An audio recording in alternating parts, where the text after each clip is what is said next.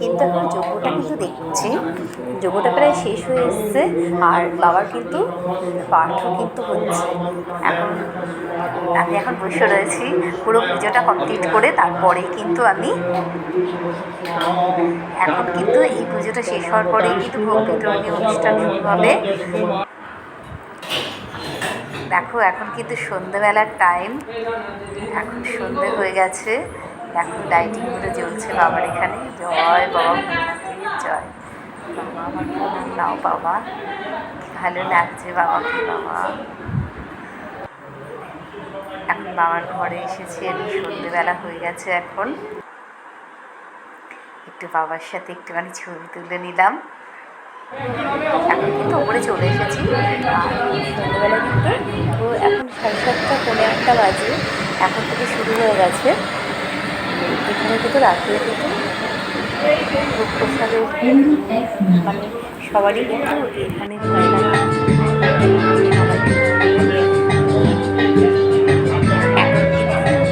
হাতে কিন্তু গানের অনুষ্ঠানই হচ্ছে, বুঝতেই পারছো। বেশ ভালো লাগছে, সন্ধ্যেটা ভীষণই ভালো লাগছে। কিন্তু আমাকে ফিরতে হবে, দাদা ফুল লাগাচ্ছিলাম। আর আমরা কিন্তু সন্ধ্যেবেলা সব খাওয়ার পর ভালো লাগছিল না খেতে, তার জন্য আমরা করেছি পার্সেল প্রসাদের। আমরা কিন্তু বাড়িতে চলে এসেছি। এখন আমরা আর কিছুটা সময় বসেই রয়েছি।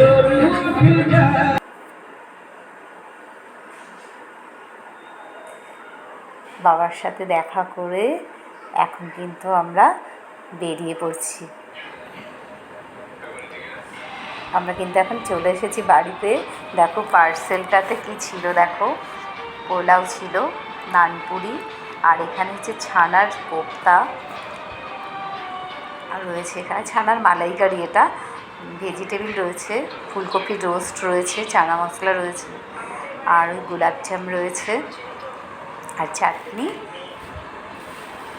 আর রয়েছে মাখা।